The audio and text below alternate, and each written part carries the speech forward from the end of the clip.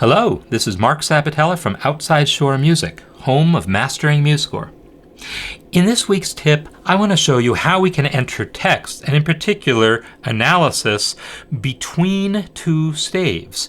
So in this particular case, I'm going to need my analysis. Sometimes is going to be attached to a note on the top staff, and sometimes it's going to be attached to a note on the bottom staff, but I need it to display between the staves. And MuseScore doesn't have a direct built-in way of doing that, but there is a way I can achieve that result relatively easily. And for this, I'm going to use Roman numeral analysis.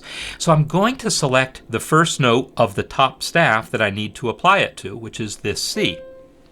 And then I'm going to go to Add, Text, Roman numeral analysis. And when I do that, I get a cursor, and I can now type my number. And when I type a 3, I get a number 3. Now, you might not be able to tell this by looking at it, but that 3 is actually superscripted, because in Roman numeral analysis, normally there would be a Roman number, a 1 or a V for a 5, and then the superscripted Arabic number above it. So I'm not doing Roman numeral analysis here. I just want to enter some intervals, and so I don't want that thing superscripted. So there's a couple ways of fixing that. One is to take advantage of a special feature of this font where if I type a backslash and then a 3, I do get a full-size 3. I could do that and enter every number that way, \3, \4, \5, etc. But I'll show you another way of doing that. What I'm going to do is I'll go ahead and enter the 3, and now I'm going to press space, which moves to the next note or the next beat. When I press space, it moves, in this case, to the next beat. We're in 4/2 time, so the next beat is a half note. So it moves to the next half note slot, where I would be able to enter a number if I needed to. I don't need to now, but I'm going to take advantage of that fact in a minute. I'll press space again, and now it stops on the next note, so I'll type my 4. Press space again, moves to the next note or beat, I can enter a 5. Press space again, and even though there was no note on the top staff, it stopped at that next beat location, which happens to be exactly what I want. I can type my 6 at this point. If instead of a half note there had been a quarter note and I needed to get a quarter note further along, there's a shortcut for that as well. Control 5 will move you by quarter notes. 5 is the shortcut for quarter note normally in MuseScore, so Control 5 will move the cursor 1 quarter note ahead. Control 3 will move 16th ahead, etc. Control, whatever your duration shortcut is, moves the cursor that much further ahead when entering Roman numeral analysis. So that allows you to enter something pretty much on any beat you want. Well, I don't really need that there, so I'm just going to go ahead and press space, and it moves me to the next location where I can type my 3.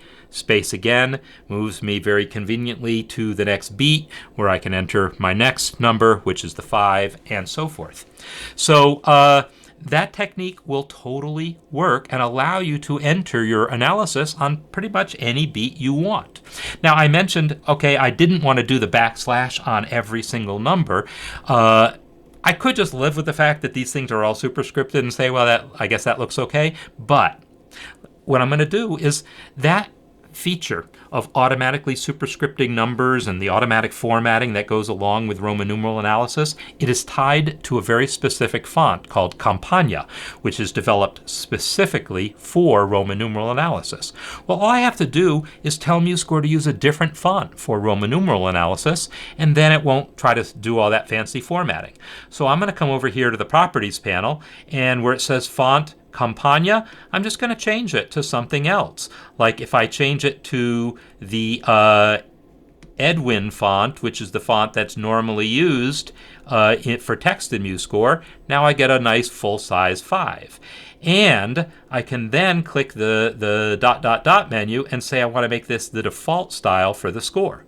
When I do that, now they're all going to be that way, including if I now continue adding additional ones. So if I now double-click that to edit it, press space to move to the next, I actually don't need to enter anything there, but here I will enter my 3, and you'll see it is full size, 3, 3, etc.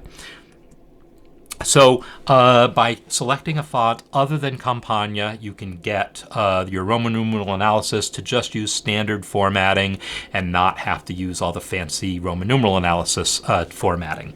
So this is a way of getting this type of analysis between two staves when you actually want it to apply to notes that might be on either staff.